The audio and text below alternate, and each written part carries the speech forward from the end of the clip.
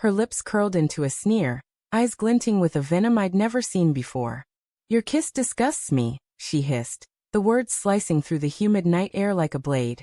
I froze, my hands still cradling her face, the warmth of her skin now a mocking contrast to the ice in her voice.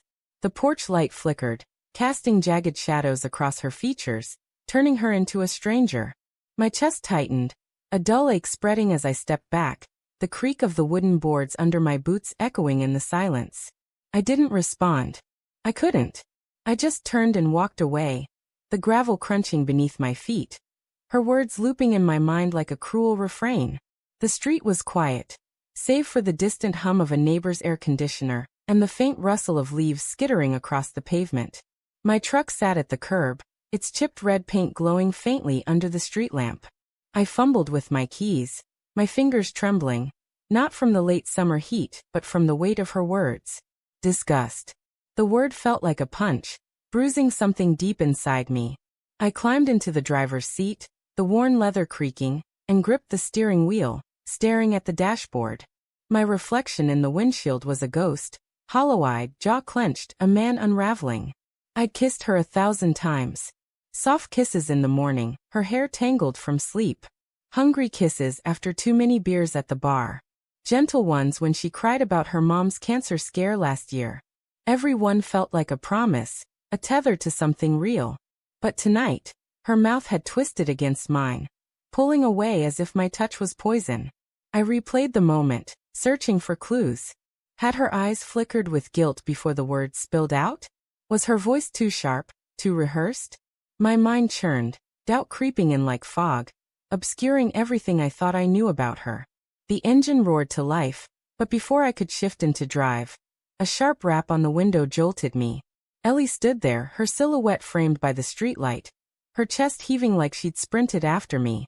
Her dark hair was loose, strands sticking to her flushed cheeks. "Hey, just kidding," she said, her voice muffled through the glass, a nervous laugh breaking through. I didn't mean it, Jake. Come back inside." Her eyes were wide, pleading, but something in them didn't match the words. A flicker of fear, maybe, or something darker. I rolled down the window, the humid air rushing in, thick with the scent of jasmine and gasoline. "What the hell was that, Ellie?" My voice was low, steady, but inside my heart was a drumbeat, erratic and loud. She leaned closer, her hands gripping the window frame, her nails chipped from nervous biting. "I was just upset. It's been a rough day. I'm sorry." Her words tumbled out too fast, like she was trying to outrun them. I wanted to believe her. God, I wanted to. But the sting of her earlier words lingered, sharp and unrelenting. "Rough day," I echoed, my gaze locking onto hers. "You don't say that kind of thing because of a rough day."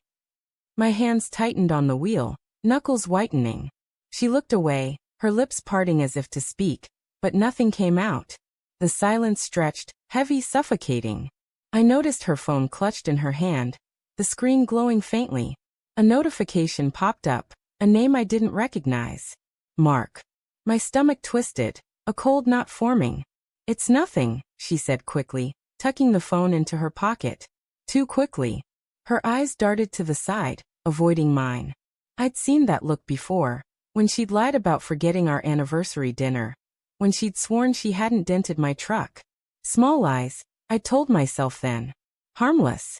But now, each one felt like a breadcrumb leading somewhere I didn't want to go. "Ellie," I said, my voice barely above a whisper. "Who's Mark?" Her face paled, just for a second, but it was enough. A crack in her armor. She laughed, a brittle sound that didn't reach her eyes. "Just a guy from work. He's nobody." Her fingers twitched, brushing against the pocket where her phone was hidden. I wanted to grab it, to scroll through her messages and see the truth for myself, but I didn't. Not yet. Instead, I nodded, forcing a smile that felt like a lie of my own. "Let's go inside," I said, turning off the engine. The house smelled of lavender candles and the faint tang of the spaghetti we'd eaten earlier. The living room was dim. The TV paused on some true crime show she loved, the frozen image of a woman's tear-streaked face staring out at us. Ellie kicked off her shoes, her movements jerky, like she was trying to outrun her own thoughts. I sat on the couch, the cushions sagging under my weight, and watched her pace. "You're acting weird," I said, keeping my tone neutral, though my pulse was racing. "What's going on?" She stopped, her back to me, her shoulders tense. "Nothing's going on, Jake. I told you, I was just upset." Her voice was tight, like a wire stretched to breaking. She turned, forcing a smile, but it didn't hide the way her hands shook. "Can we just drop it? Please." I wanted to.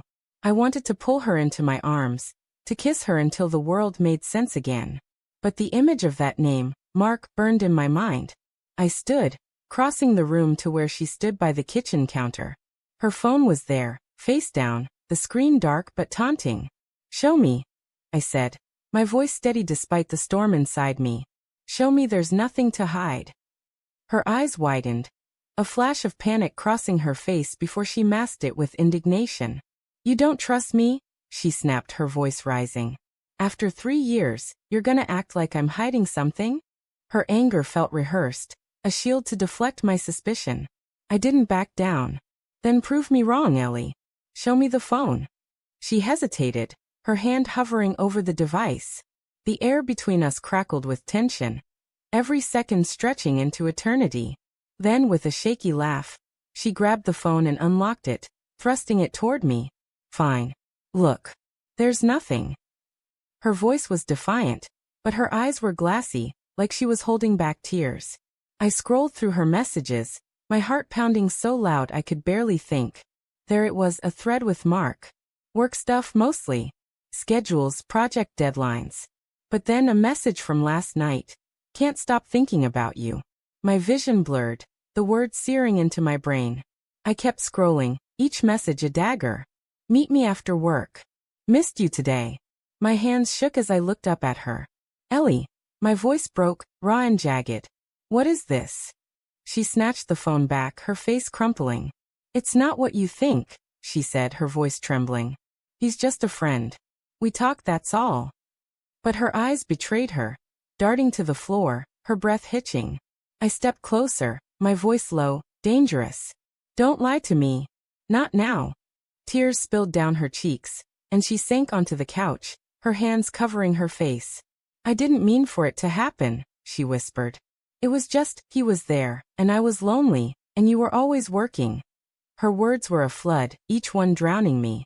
I wanted to scream, to break something, but I just stood there, numb, as the woman I loved confessed to shattering us. Then a sound, a faint buzz from her phone, still in her hand. Another message from Mark. "You told him yet?" The room spun, and I stumbled back, my world collapsing. She hadn't just betrayed me. She'd planned to leave me. And in that moment, I realized the truth. Her kiss hadn't disgusted her. It had reminded her of him.